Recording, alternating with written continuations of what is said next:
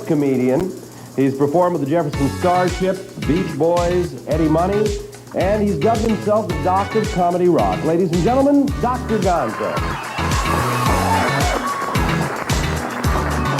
2, don't smoke a big joint of high weed and try to snow ski.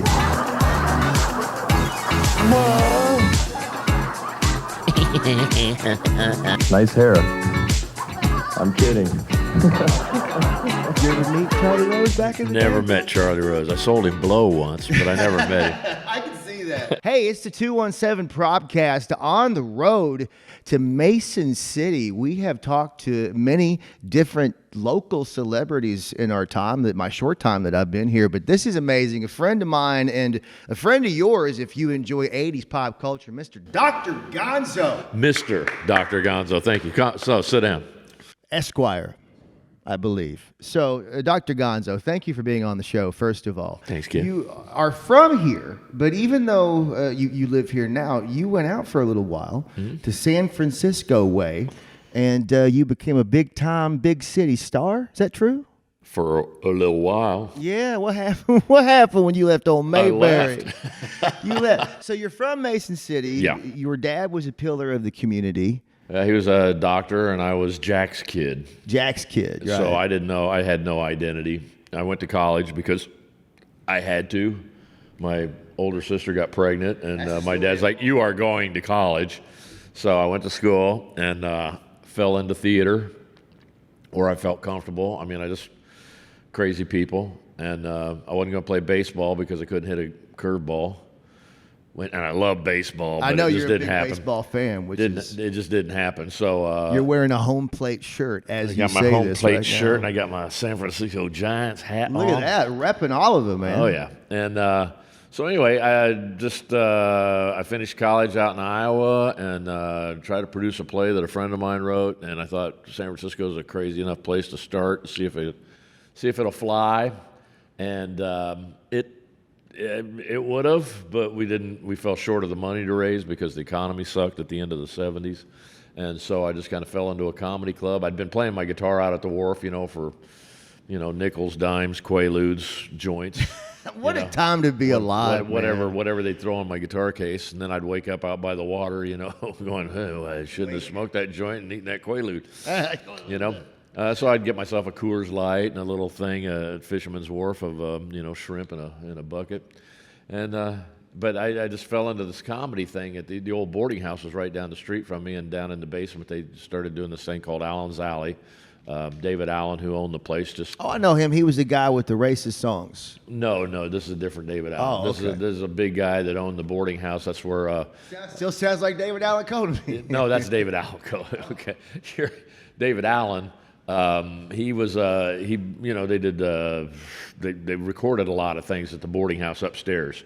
Olden in the Way, Jerry Garcia, Vassar Clemens. And those Holy guys. shit! Wow. Okay. Also, yeah. they recorded Steve Martin's, wild and crazy guy. Yeah. Or at least he performed there. I don't know if they recorded there, but Robin would hang out and do stuff there.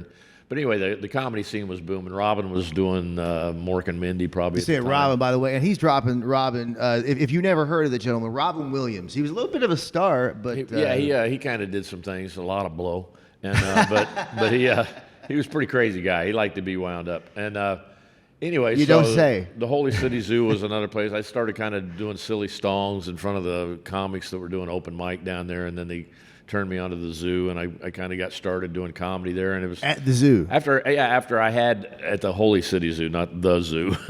Okay, just walking around doing jokes to the monkeys and shit. So the comedy thing just kind of happened. I'd had a band when I was in Des Moines when I was still going to school, and you're always arguing about money and the drummer and all this crap. The drummer, even in your 3-second synopsis of what happened in the band, you still had to give shit to the drummer. Oh yeah. Well, they were the ones that would take off, and we'd have to tear his crap down while he was getting a blowjob or something. He was the kicker of the band. Yeah. Well, we didn't have a full-time drummer. We had part-time drummers, but and people were in and out of the band. But I kind of became the front guy just because nobody else wanted to, and it was real easy for me. I was never shy. I just always worried about what I was going to do when I was out front. So So I sang a lot of the songs, played a lot of the guitar. We got a great harmonica player. I mean, it was, it was like having a horn section. Take it, and this guy, and drunks would follow us around. So anyway, moved to California and was just playing my guitar at the wharf when the economy was bad. So the play, we never got it off the ground. But we met Bill Graham and the preacher. Yeah, no, Bill Graham. Oh, the wrestler, the rock superstar. promoter. Oh. The rock promoter, Bill Graham. You're getting all your people mixed up here. Who was the other one? Francis Ford Coppola was doing that was Nicolas Cage's Apocalypse uncle. Now Right, and all that stuff.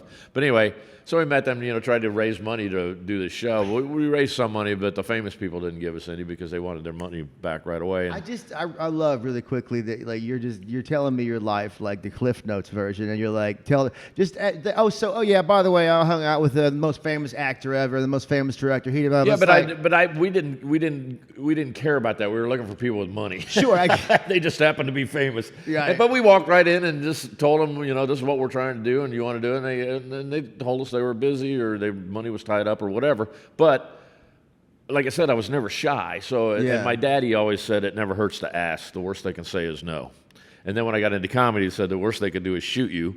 So luckily, I dodged some bullets there. I don't know. Arguably, I'd say not laugh. Like if a guy was laughing while he shot me, I think it wouldn't be as bad as if he didn't laugh. If they weren't laughing and they shot me, that would have been a double death. Of course, we've died a lot of deaths on stage. I mean, that's just dying is just an art form. What is a famous story? I heard this, and maybe it's an old wives' tale, but I heard it happened in St. Louis. Some incident went down, and all of the guys at the club that night got called to court, and they brought the MC up to testify at what went down, and they said, it was blah, blah, blah. So, sir, that night you were the MC, correct? And the guy says, yes, but I usually feature. Yeah. That's you killed last night. Which show did you go to? You always want to know. I mean, you talk about insecure people. Exactly right. The comics. I mean, it was neat for me because I didn't have to split the money. I was on my own. I did my own promotion, my own booking. I had a mailing list. I had press kits that I put together, from little blurbs that I got here and there. And it was just a different time. Now you can put everything online, push a button. You need my press stuff, just hit this button and you can sell yourself. Back then you had to mail stuff. You had to, you had to get plane tickets in the mail. You had to, you had to depend on the government. But you got paid really good back then. Yeah, better than now, that all went supposedly. Away. It just became too many comedians, and well, you were there though at the best possible time I as was well lucky to jump on the ducky. wave. I mean, and obviously your talent as well, but you were there because. And I want to go back just a little bit because you're from here in Mason City, 45 minutes away from Springfield. You mentioned your dad, a pillar of the community, very well respected doctor. Obviously, a guy I assume that would throw a pretty big shadow, right? Yeah. I mean, you're growing up with this awesome dad. Back in the shadow again. Right. But you kind of did the opposite of what he did. I mean, not to say he wasn't a funny guy, but rather than being a doctor, you went all the way out to California, became a hippie, smoked weed, right? I mean, I grew up watching that culture. And grew up on the Grateful Dead and the Jefferson Airplane and all that stuff. And I just kind of knew that was kind of a place where I could at least find out who I was. And in the process, when I was in Des Moines finishing college, I had a roommate who thought he was Hunter Thompson, so he started calling me Dr. Gonzo. And that's how the nickname stuck. And then years later, my dad says, you got to earn that title to be a doctor. I went to medical school for 8 years and had to do all this. And I go, I make house calls and I make people feel good. And he goes, okay, end of argument. So, I mean, he couldn't, right. And there's how many people did we grow up knowing there was doc this and doc that, and they weren't doctors. That just was their nickname. And I always laughed. My dad, I asked him this when I moved back here in the 90s. I said, I noticed that in Mason City, because I was observer of life now, that was my profession as a comedian, I said everybody in Mason City that I know has an animal nickname. There's a rooster, a gator, a weasel, a horsey. It just went on and on. And he says, well, that's better than everybody over in Easton, which is just west of here about 7 miles. He goes, everybody's got a monosyllabic name over there. I go, what are you talking about? He goes, Hub, Bub, Chub, Nub. And as soon as he said them, I knew Hub, Bub, Chub, and Nub. I knew all those guys. And it was kind of funny because it was my dad being humorous, and Yeah. and it just, he observed people too, because that's what he did. But he observed people's lives. I mean, he doctored generations, so he knew your family history. He knew things about it. There are no general practitioners anymore. There are no small town country doctors. You're right. You go to the doctor now, you have to be referred. You got to go see a specialist, and they all work in this thing and this thing and this thing. So you got to make sure that if you see a couple of different doctors, you got to make sure they're communicating with each other. You're right. Do you know Doctor So and So? Do you know that? Because this guy sent me this, and this guy prescribed that, and this did, and you got to make sure that everybody's got their ducks in a row. And it's not, because obviously medicine involves emotion too, right? Yes. It involves, that's why they call it a bedside manner. Exactly. And so much of that, So much of that's gone. It's been lost. I go in with a sense of humor with these guys, and when they come in and they shut the door, I go, let me tell you something. My dad was a doctor. I'm going to set that as a premise, and he was a small-town country doctor, and, he made nurses cry because they didn't have bedside manners. Yeah. And I just let them know. I said, I just want to make sure you're talking to the other people that are involved. I know where medicine's gone. I've seen this part of it disappear. And I just want to make sure that you and this other guy are talking to each other. And and here's another one that I've got to see. You guys got to all be together. And it's important to all you people that are out there that see multiple doctors, and you're prescribed 7, 8, 9 different pills. Well, Yeah. one's going to react to another thing, going to react to this and that. So take care of yourselves. Be responsible for your own. Don't just believe everything they tell you. Yeah. Ask questions. And right now my check engine light is off. I feel pretty good. I had some heart issues, but everything's going good. Good. And I feel awesome. Which, but speaking as much as you partied in the 80s, that's it's saying amazing, something, right? And I kept asking the doctor, I go, does this have anything to do with blow? Yeah. And he goes, always think it's blow? a ticking What's time blow? Yeah, never mind, doc. It's the 80s. Yeah. Blow? What does this blow? What is this blow you speak of? And what year do you head to? I left I graduated in '77 from Drake, and then I stayed around for a year because I had a band and I was in some shows and just kind of having fun because of my theater background. I was doing some community theater too. It's amazing when I look back in that period of time, like in '76 and '77, '78, I was in a live band. I was doing community theater. I was doing college theater. I was working. I was going to school. I mean, you go, how did I cram all that in, to my life? Because I was busy all the time, and I thought I was young. Yeah. You know? And now you wake up and see one thing on the schedule and go, shit. This is going to be a long day. Oh, man. I got to do something at 1. And when you were heading out there in '78, that would have been like 3 years. So SNL was still hot as hell. Yeah, that was happening. As far as comedy, I wasn't locked into comedy. And matter of fact, I hadn't watched TV for a while. I mean, I knew it was Saturday Night Live, but I wasn't paying attention to television at all. I didn't even have a TV. Oh, okay. When I moved out there, I didn't have a television. I was playing at the wharf, and I was trying to figure out how to promote myself to sell this play that my friend wrote that I really thought was pretty funny. It was a science fiction bedroom farce. It was real fast paced, and Yeah. I was looking for actors and a theater, and so I kept myself busy doing all that stuff. But at the same time, I was very aware of what was going on entertainment-wise in the Bay Area, and I'd pick up the paper and I go, oh man, this is pretty cool. Eric Clapton's in Oakland tonight. Stevie Ray Vaughan's playing over here. Every place. Everything you picked up, you go, man, if I could just afford it, I'd go to these shows. But back then it was $12. Oh, yeah. Or Dude, $10. Well, yeah, in San Francisco. So it's probably like $5 in Springfield or something. Oh, yeah. Or Oh, yeah. Oh, man, I saw some bands for cheap. If I went through my ticket stubs, I'd just kind of cry about what I paid for Frank Zappa and Marshall Tucker Band or whatever. Oh, my God. Black Oak, Arkansas.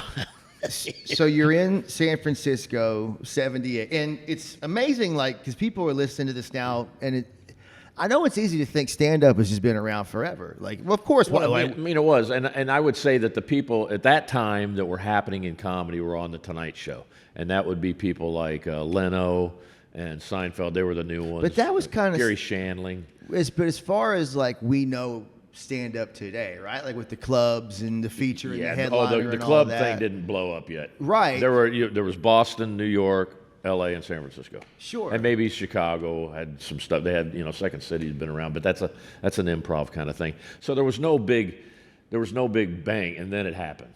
Yeah. And I kind of just happened to be on the wave when the early 80s had happened. Comedy became the rock of the 80s. Yeah. And I think what had a lot to do with is the fact that disco was so big in the 70s. You used to have to go out. You go out and get the bite to eat, and then you go out dancing, and doing blow and being up all night and chasing tail. Well, there were a lot of people that couldn't dance. So when the 80s happened, it was great. You could go do a show and then go see a show, and you didn't have to do anything. Guys are lazy. But I love it in the 80s. They were like, well, we don't gotta do disco to do this blow. We can just do the blow. We can just do blow.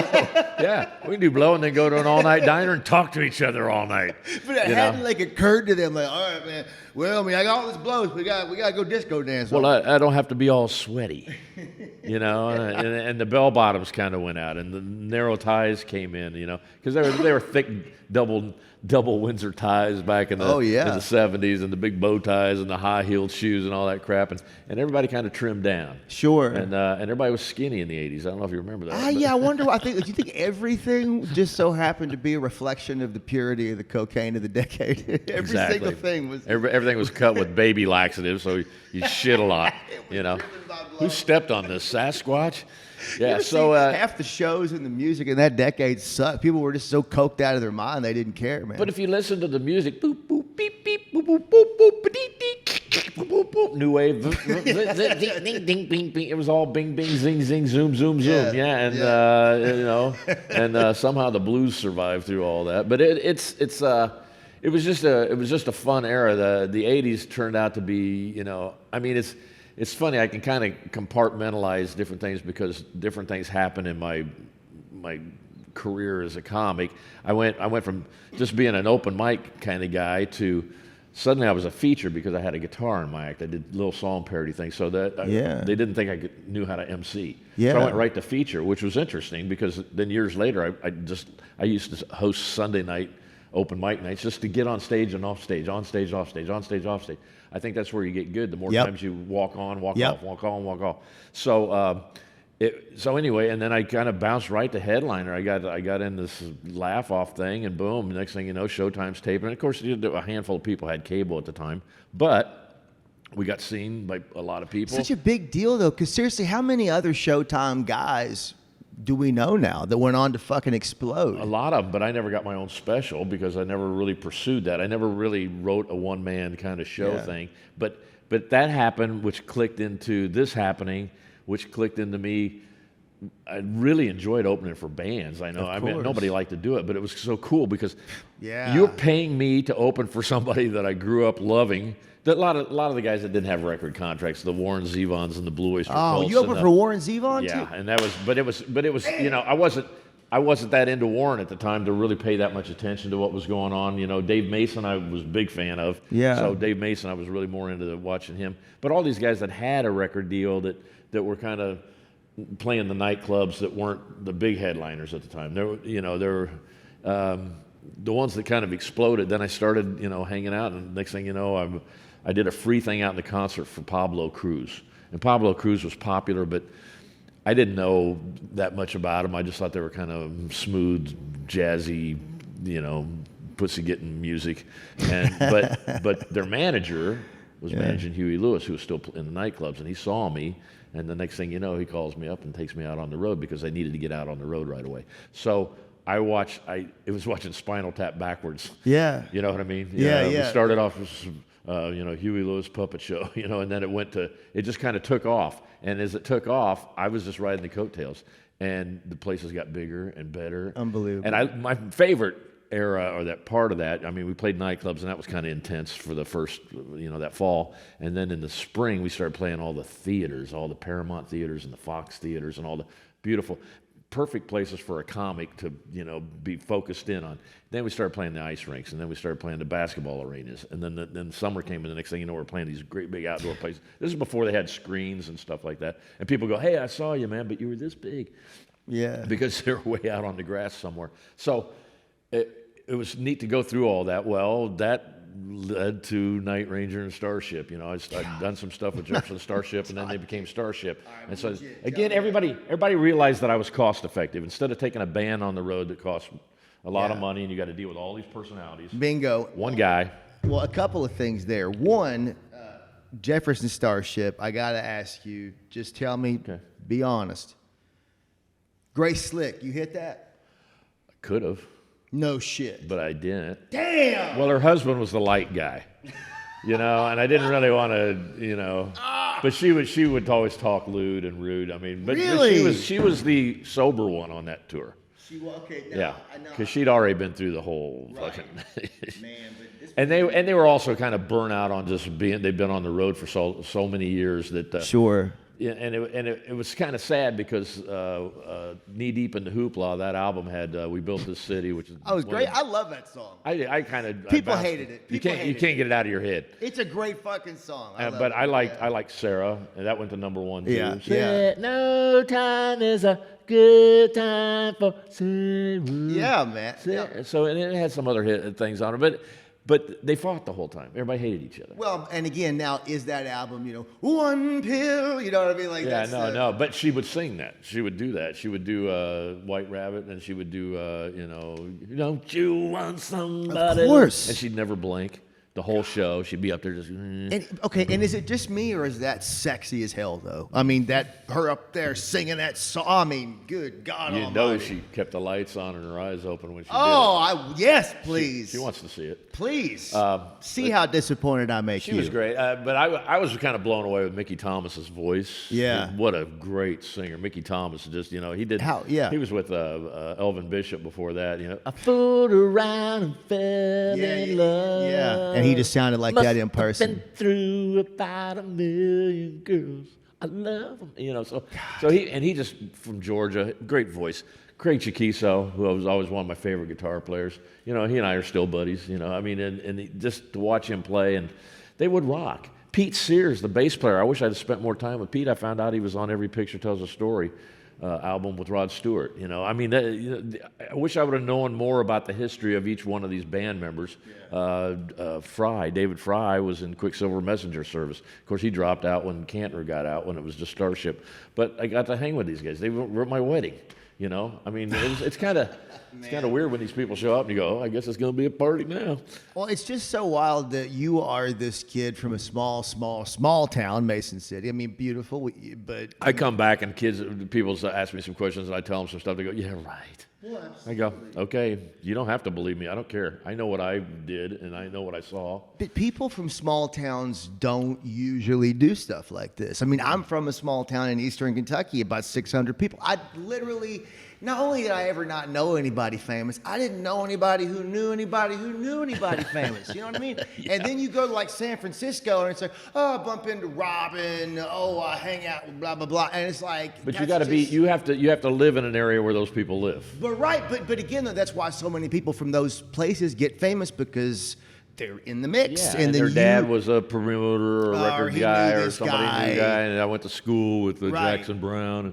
So it's all a connection thing. You're a kid on the road with, how old are you when you go on the road with Huey Lewis in the News?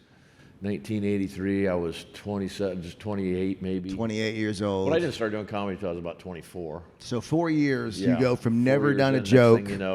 Well, I learned how to do 20 minutes of rock concert opening. I knew that I had, which is a very different skill set. It is a different skill set, and you need a good intro. Yeah. And if you got a good intro, you got about 30 seconds to do something funny, or they're gonna eat you alive. And I had a couple of shows that just got way out of hand, but that was because the promotion was wrong, or whoever was doing the intros just didn't know what they're doing. Well, now we got this comic. Oh, that's the worst. You ready to rock and roll? Yeah. Well, first, why did you do that? And it's brutal to walk out. I mean, I played the Tacoma Dome with 30,000 people, but I got a good intro. But I walked out there, and I had maybe 100 people in the front that were throwing pins and lighters at the stage. But there's 29,900 other people that are laughing and listening, and that makes everybody else kind of shut up and pay attention. Now, that is a bizarre situation, because if you've done comedy, like most of us have in a club, usually where one end of the room goes, the other goes, or at least they can't avoid it, because if somebody hears yelling, it ruins the whole fucking room. Not here, because everybody's facing one direction. Yeah. And it's all, I called it cheer comedy. You do a thing, you go da-da-ba-da-ba-da, and you feel it trying to go to the back of the room, and it starts coming back. And that's when you go back in again, and you have to talk a little slower, play a little bigger. Yeah. I learned a lot of stuff watching Grace. I learned a lot of things from Huey. Huey told me, I go, are you with me? And instead of going, okay, you go, okay. Slow it down. Okay. Yeah. You're trying to get people to repeat what you're saying. And I do a call and response thing that was really silly, but I learned how to slow things down. And it's so hard when your adrenaline's going through the top of your brain because you're in front of all these people. You want to go fast. It's just natural. Well, you want to go fast in a comedy club. I mean, Yeah. you naturally want to go fast in front of. But you still got to learn how to slow it down. I can't even imagine in an arena. Have you listened to yourself? I mean, have you recorded a set and you listen to it, you go, why am I going so fast? Absolutely. Why don't I just kind of take my time? I'm the one that's in control here. Yeah. You know, and remember that. And that's a hard thing to. Well, it's almost like the key to dealing with generalized anxiety. I'm the one in control here. Yeah. Why? What is pushing me along this fucking path? Yeah. I think that's probably why comedy and anxiety are. So then things kind of faded out. I mean, I got a phone call from Joe Walsh like in 1990 because a DJ friend of mine that was from the Bay Area, he moved to LA and became a big afternoon DJ, and he had 5 o'clock funnies. And every time I go to Joe LA, Walsh from the Eagles. Yeah, Joe Walsh from the Eagles. But Gino Michelini he started 5 o'clock funnies in LA. And so if I played the Ice House or the Comedy Magic Club down in Hermosa Beach, if I went on his show, we'd sell out the whole week. Yeah. Because 2 million people are sitting in their car listening to 5 o'clock funnies in LA, because they're stuck in traffic and they're hearing, I'm making them laugh. And so, boom, they come out to the club. Because of that, he was buddies with Joe Walsh, and so Joe Walsh calls me, hey man, how you doing? I go, who is this? This is Joe Walsh. I'm like, yeah, right. Yeah. He goes, I hear you're perfect for what we're doing. And I'm like, what are you doing? Well, does he talk like that in real life? I mean, yeah, back then. I was just driving my Maserati. He was fucked up all the time, man. He was, this dude, when everybody I opened for was before rehab. Okay. But that means they were fun. They were fun, and I had a great time with him. And Walsh, I mean, when he said, I talked to Gino, he was puking, and he said that you were cost effective. And then I go, holy shit, this is Joe Walsh, because who knows, that's my rap. Yeah. And for him to pick Wait a that minute. up. So Joe Walsh actually said the words, I heard you were cost effective. Well, but it made total sense. And I go, it does. I am. I go, so what do you got? He goes, I got a power trio. It's just me and Chad on drums and Rick the bass player. I go, yeah, I know Rick the bass player. He goes, just the three of us, man. We're going on the road, and you're one guy, and can you not fuck it up? I go, yeah. So when I got there, I was late because of my flight. My first show was like somewhere in Michigan. I get off the plane and they're waiting for me, and I got away from my guitar to come off the bat, and they rushed me to the concert, and it's a theater. It's a nice big theater with a balcony, and I walk in, I hear, we want Joe, we want Joe. This is what I walk into, and they already have my chords set up. They go, oh, you got it, we're just going to introduce you, and you're going on. I said, okay, and I walked right by Joe, and I hadn't even met him, and he goes, good luck. Oh my God. And so I just walked by and so I went out there, plugged in, and did my thing, and got laughs, and got off stage, and he's like, all right, man. And then he starts going, you should wear a doctor's outfit, and you should do it. I go, don't tell me. I'm not going to tell you how to play Funk 49, okay? Yeah. Let's did you say that go to with him? that. So, did you say that to him? I'm not going to tell you how to play your songs. pretty much. Yeah. Look, you play guitar. Yeah. I'll tell. Why don't you get a rubber chicken, man? It would be really funny, man. Fuck this guy. But anyway, so that was neat. I did a swing through the Midwest, and then we did one down the coast in California, and then I did a parody of him, which was pretty funny, and he thought it was pretty cool too. Where did this? It was the Rocky Mountain way. I go, spent my last years playing with the Eagles.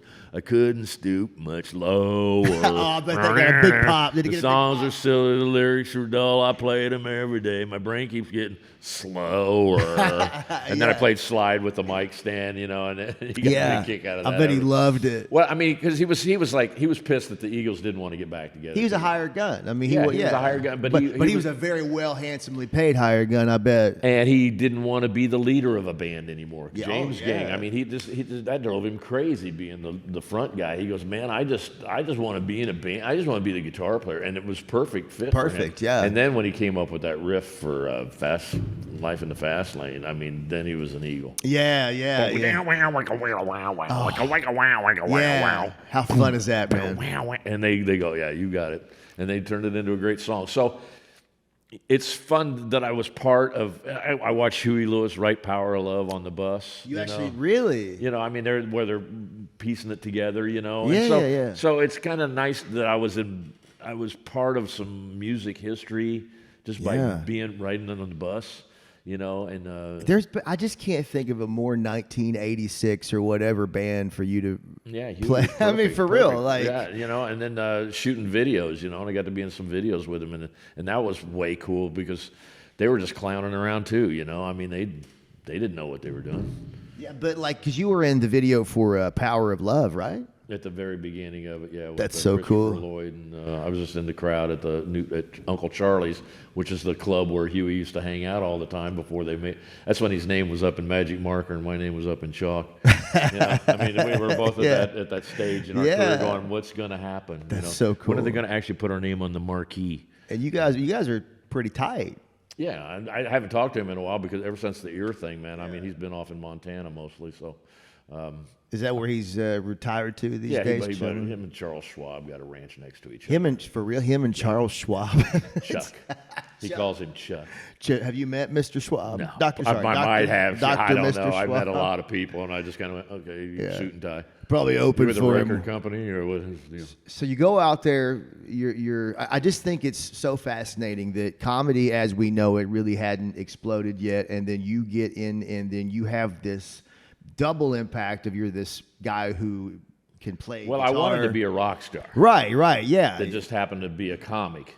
And so I kind of got to live them all both out. I got a tape that my ex-wife just sent me of the Bay Area Music Awards from 1985, and I got Bob Brown just kissing my ass. He was Huey's manager. Really? I introduced him to give an award. He goes, "Hey, Gonzo, don't go anywhere." And he gets up and he goes, "I got to tell you, we've done like over 100 shows with Gonzo," and he just goes on and on about how great it was on the. He was basically saying, "This guy saved me a lot of money." Yeah. And he pulled it off. You know, and who could have pulled it off and done that? You know, I mean, that made me feel really good because I did what he wanted. Yeah. And I'm still a good guy in his eyes. I saw him not too long ago when I was out in California, and my brother was with me, and he kept going on to my brother about what a great guy I was and how I fit in. That's awesome. And how it all worked at a time when they didn't know what was going on. I mean, they were just going along for the ride, and it fit and it worked.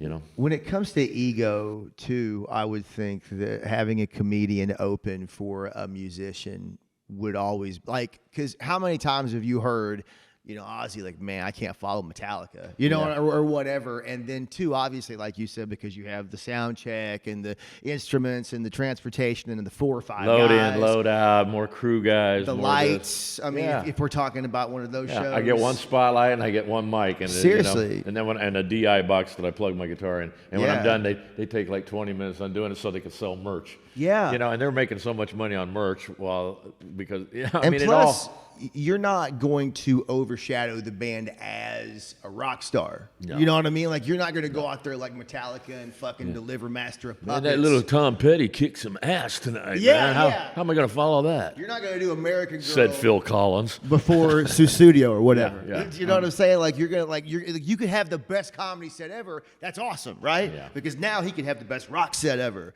As opposed, right? So I bet that, I mean, did you ever have anybody like pissed at you like, God damn it, I couldn't follow that joke. That never happened. That never happened. I couldn't follow. Yeah. No band ever said, right. God, you know, we had to close the show for Gonzo.